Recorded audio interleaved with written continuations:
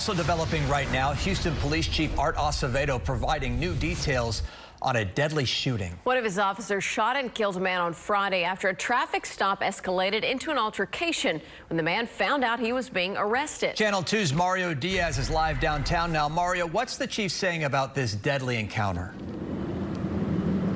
Chris, Chief Art Acevedo is saying that his department and this officer are in the right, also stating that they have the video to prove it.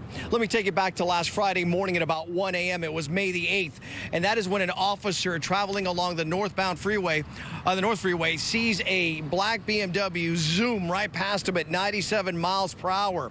He pulls that driver over, 48-year-old Adrian Medeiros, a well-known gospel singer here in the Houston area, pulls him over, conducts a field test. It lasts about 25 minutes, informs him that he is going to arrest him when a scuffle breaks out. He ultimately calms him down, attempts to arrest him again, then another scuffle breaks out, according to Chief Art Acevedo. It is at that point when it turns violent, when the officer realizes that the victim in this case was reaching for one of his weapons.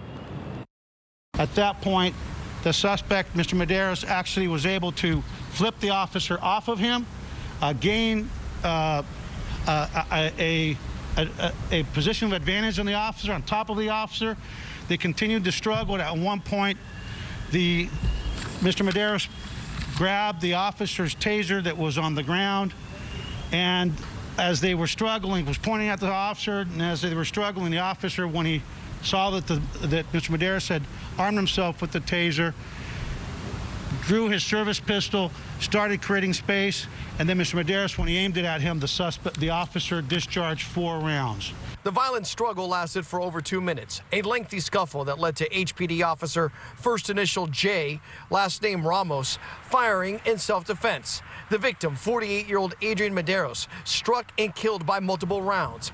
HPD Chief Art Acevedo says the entire incident captured via in-car and body cameras. In his video, he says he won't release to the public, but will show to the family to show them what happened. Not everybody wants their loved one to be in cyberspace for the rest of eternity and their last minute on Earth to be public.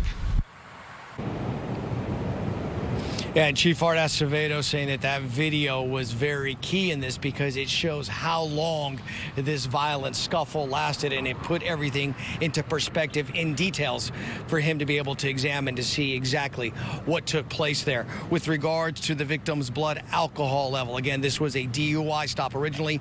Those numbers have not yet been released. Live in downtown, Mario Diaz, KPRC, Channel 2 News. Mario, thank you.